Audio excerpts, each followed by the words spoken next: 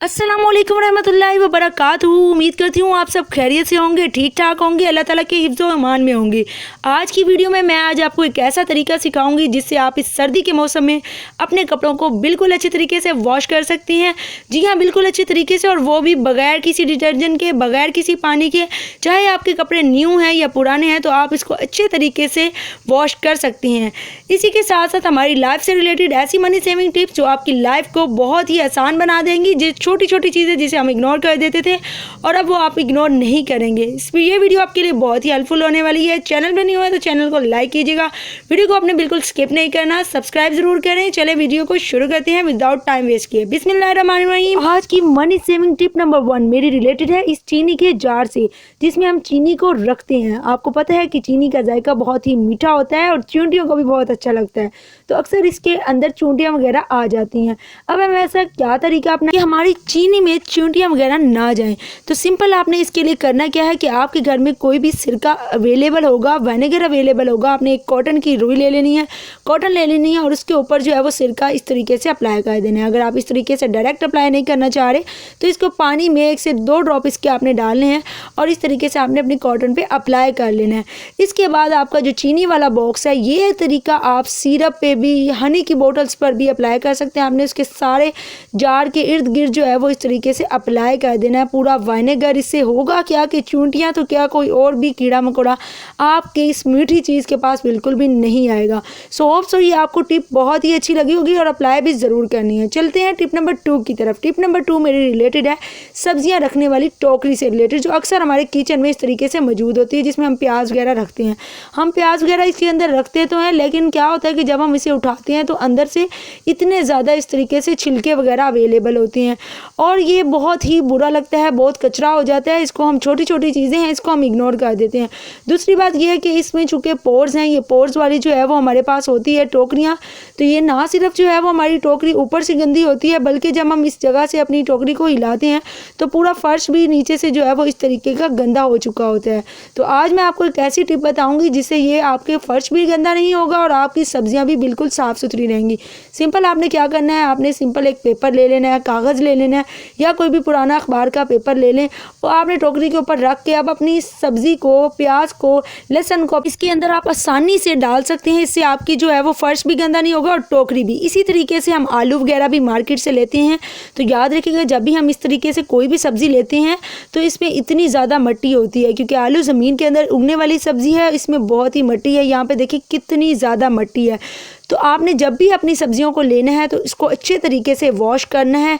Wash करने के बाद अपनी टोकरी में रखना है। इनका छिलका जो है वो नहीं उतरता, लेकिन आपने जब भी आलूओं को रखना है तो आलूओं को आपने वॉश करके रखना है, इससे कोई भी कचरा आपकी टोकरी में नहीं आएगा। इसी से रिलेटेड मेरी टिप नंबर 2 ये है कि अगर आप कागज़ नहीं रखना चाहते तो आपने शॉपर का यूज़ करना है, पॉलीथीन बैग का। जिस भी शॉपर में आपकी सब्ज़ी आई है आपने वो अपनी टोकरी के ऊपर चढ़ा लेना है। चढ़ाने के बाद अपना सारा प्याज या लहसुन जो भी आपने रखना है इस पे शिफ्ट कर लें, इससे आपकी टोकरी बिल्कुल सेफ रहेगी। होप सो ये आपको टिप अच्छी लगी होगी। चलते हैं टिप नंबर 3 की तरफ। टिप नंबर 3 रिलेटेड है मेरी इस मास्क से। कोरोना के बाद हमारे घर में मास्क तो अवेलेबल ही होते हैं, पुराने मास्क को हम फेंक देते हैं, लेकिन आज मैं आपको एक इतना अच्छा ऑर्गेनाइजर बनाना सिखाऊंगी जो एक आपकी बड़ी प्रॉब्लम को हल कर देगा। आपने मास्क को सिंपल साइड से कट कर देना है। जब आप कट करेंगे इस तरीके से मास्क के अंदर ना जगह होती है, आपने कोई भी पुरानी अपने घर की टाकियाँ वगैरह या पुराने कपड़े के पीसेज हैं इसके अंदर जो है ना वो डाल देना। ये मेरे पास बड़ा पीस था इसके, इसलिए मुझे ज़्यादा टाकियों की या ज़्यादा पीसेस की ज़रूरत नहीं पड़ी। तो इस तरीके से जो है ना जब हम डालेंगे तो यहाँ पे आपने इसको अच्छे तरीके से इस तरीके से आपने फोल्ड कर देना है। फोल्ड करने के बाद ये एक बॉल टाइप फॉर्म सा बन जाएगा। कोई भी आपने ढक्कन लेना है। मेरे पास इस तरीके से ये जो एक ऑर्गेनाइजर सा था ये पड़ा था, तो उसके बाद आपने इसके ऊपर जो है वो डबल टेप लगानी है और इस कॉटन को, जो अब आपका ये मास्क बन चुका है, मास्क वाली बॉल है, इसको यहाँ पे रख देना है।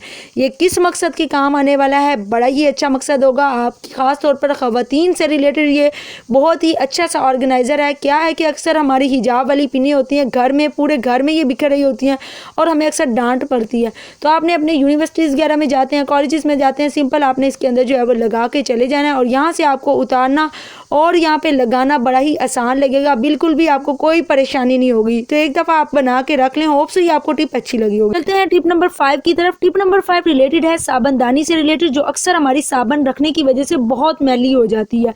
क्योंकि होता ये है कि जब भी हम न्यू साबुन लेते हैं तो उसको डायरेक्ट इसके अंदर रख लेते हैं। जब भी आपने साबुन लेना है तो आपने कोई भी प्लास्टिक का ये बोतल का जो कैप होता है आपने इसको ले लेना है और आपने डायरेक्ट साबुन को नहीं रखना, बल्कि आपने क्या करना है, पहले आपने इस कैप को अपनी साबुनदानी के अंदर रखना है और उसके बाद आपने अपने साबुन को रखना है। आप चाहें तो इस साबुन को अपने कैप के साथ चिपका भी सकते हैं, अगर ना भी चिपकाएंगे तो फिर भी ये टीका रहेगा। इससे आपकी साबुनदानी कभी भी मैली नहीं होगी और आप इसको बड़े ही आसानी तरीके से जो है वो रख सकते हैं और ये साबुन आपका हिलाएंगे भी तो तब भी नहीं हिलेगा। यहाँ पर देख सकते हैं मैं हिला के देख रही हूँ, तो इसलिए आप सब ने ये ज़रूर टिप अप्लाई करनी, इससे आपकी साबुनदानी साफ़ सुथरी रहेगी। चलते हैं टिप नंबर 6 की तरफ। ये है मेरी सॉक्स से रिलेटेड। अक्सर ऐसा होता है कि एक सॉक्स का पेयर जो है वो गुम हो जाता है और दूसरी हमें मिल नहीं रही होती। हम इसको क्या करते हैं, एक तरीका ये है कि हम इसके जो दोनों जोड़े हैं जिसको हम बांध के रख देते हैं ताकि ये हमारे लिए आसानी से हमें मिल जाए। ये तरीका भी बिल्कुल ठीक है, लेकिन इसके साथ साथ आप सेकंड तरीका जो अप्लाई कर सकते हैं, आपने सिंपल अपनी जो सॉक्स है वो इसको लेना है, दोनों आपका जो ये पेयर है आपने इसको लेना है और इसको ना इस तरीके से अच्छे तरीके से आपने सीधा कर लेना है। जैसे यहाँ पे मैं सीधा कर रही हूँ। जब ये सीधा हो जाएगा तो आपने सिंपल क्या करना है, एक सॉक्स उठानी है और दूसरे के ऊपर इस तरह प्लस का साइन बनाते हुए रख देनी है। देखने से आपको ज़्यादा समझ आ रहा होगा। इस तरीके से आपने इसको फोल्ड करना है। फोल्ड करके रखेंगे, आपका ये पेयर जो है ना वो बिल्कुल गुम नहीं होगा। आपको जुराबें कम जगह लेंगी, बांधी हुई जुराबें अच्छी भी नहीं लगती। आप इस तरीके से रखें, आपकी जुराबें पड़ी हुई भी अच्छी लगेंगी और जब भी आपको ज़रूरत होगी बड़ी ही आसानी के साथ आपको ये मिल जाएंगी। सो होप सो आपको ये टिप अच्छी लगी और आपने जो है वो ज़रूर ट्राई करनी है। ट्राई लाजमी किया करें। चलते हैं टिप नंबर 7 की तरफ। तो जी ये है हमारी कपड़ों से रिलेटेड कि हम सर्दियों में कपड़ों को कैसे वॉश करें। अक्सर ऐसा होता है कि हमारे बड़े ही एक्सपेंसिव से क्लॉथ होते हैं या फिर ऐसे कपड़े जिनको हमने 1-2 दफ़ा पहना होता है और सर्दी में हमें अचानक से कहीं जाना पड़ जाए तो हम उसको कपड़ों को वॉश नहीं कर सकते, क्योंकि सर्दी में कपड़ों का ड्राई होना बहुत ज़्यादा मुश्किल होता है। हमें इसको वॉश करने के बाद बहुत ज़्यादा इंतज़ार करना पड़ेगा। तो हम इस टी स्ट्रेनर की मदद से कैसे जो है वो अपने कपड़ों का जुगाड़ लगा सकते हैं। देखिए आपने एक सिंपल क्या करना है, एक प्लेट और एक चम्मच लेनी है और उसके बाद आपने कोई भी टेल्कम पाउडर जो है वो ले लेना है। ये पाउडर हमारे घरों में अवेलेबल होता है। आपने थोड़ी सी क्वांटिटी में, इतनी सी क्वांटिटी में आपने जो है वो ले लेना है अपने ड्रेसेस के अकॉर्डिंग, जितने भी आप ड्रेस जो है वो वॉश करना चाह रहे हैं। उसके बाद आपने लेना है बेकिंग सोडा, मीठा सोडा आपने छोटी सी इसकी लेना है। ये क्लीनिंग पर्पज़ के लिए बहुत ही अच्छा होता है। थोड़ी सी क्वांटिटी आपने लेनी है बेकिंग सोडा की और सिंपल आपने इसके अंदर जो है वो मिक्स कर देना है। किसी भी किस्म का पानी जो है वो इसमें यूज़ नहीं होगा और आपके कपड़े बिल्कुल नीट एंड क्लीन हो जाएंगे। बिल्कुल ऐसे लगेगा कि अभी धोए हुए हैं, फ्रेश हैं। आपने सिंपल क्या करना है, अपने कपड़ों को बिल्कुल स्ट्रेट कर देना है। चाहे पुराने कपड़े हों, न्यू कपड़े हों, कॉटन के हों, रेशमी हों, फैंसी ड्रेसेस के लिए ख़ास तौर पर ये बहुत ही अच्छा है। तो आपने इस तरीके से अपने कपड़ों को बिल्कुल सेट कर लेना है और आपने फैला के रख देना है, क्योंकि हम ये अपना जो अब हमने चीज़ बनाई है, जादुई पाउडर बनाया है, इसकी मदद से हम जो है वो अपने कपड़ों को क्लीन करने जा रहे हैं। तो आपने सिंपल जो है वो इस तरीके से अप्लाई करना है। अक्सर क्या होता है, 1-2 दफ़ा जब हम ड्रेस को पहनते हैं ना तो उसमें स्मेल आने लग जाती है। उसके ऊपर दाग धब्बे तो नहीं लगते, सिर्फ स्मेल आने लग जाती है। तो अब उसको हमें वॉश करने की ज़रूरत नहीं है। सिंपल आपने करना ये है कि इस पाउडर को टी स्ट्रेनर के अंदर जो है वो डाल लेना है। सेम इसी तरीके से जिस तरीके से मैं डाल रही हूँ आपने इस तरीके से डाल लेना है। ये मेरा डालते हुए थोड़ा सा गिर गया, इसको इग्नोर करें। टी स्ट्रेनर में डालने का मकसद ये है कि थोड़ी थोड़ी क्वांटिटी में जाए। ख़ास तौर पर ये जो बाजुओं वाला हिस्सा होता है इसमें जो है वो बहुत ही ज़्यादा स्मेल होती है, तो इस वाले पार्ट के ऊपर आपने लाजमी अप्लाई करना है। और इस तरीके से आपने पूरे जो है वो कमीज़ के ऊपर आपने ख़ास तौर पर जो कमीज़ का अपर पार्ट है, गले वाली साइड होती है, वो आपने इसके ऊपर जो है वो अप्लाई कर देना है। अप्लाई करने के बाद आपने कोई भी एक कॉटन का साफ़ कपड़ा लेना है, उसकी मदद से आपने इस तरीके से रब कर देना है ताकि इसका जो एक्सटेंसिव पाउडर है, एक्स्ट्रा पाउडर है, वो सारा जो है वो रिमूव हो जाए। आपके कपड़ों से इतनी अच्छी स्मेल आने लग जाएगी, ऐसा लगेगा कि आपने जो है वो कपड़े अभी अभी से वॉशिंग मशीन से निकाले हों।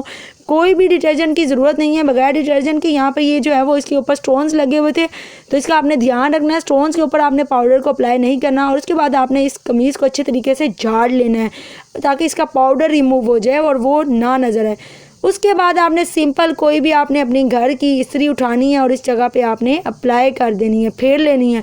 अगर आप इस्त्री नहीं फेरना चाह रहे तो धूप वगैरह में रख दें ताकि इसका जो बिल्कुल असर है वो ख़त्म हो जाए। धूप में थोड़ी देर के लिए हैंग कर दें। इसकी मदद से आपका अब कपड़ा जो है वो बिल्कुल रेडी है, नीट एंड क्लीन हो चुका है। बिल्कुल भी आपको वॉश करने की ज़रूरत नहीं है। आप इसको जा सकते हैं, अपने फंक्शंस को एंजॉय कर सकते हैं। आपको किसी भी किस्म के वॉशिंग की ज़रूरत नहीं है।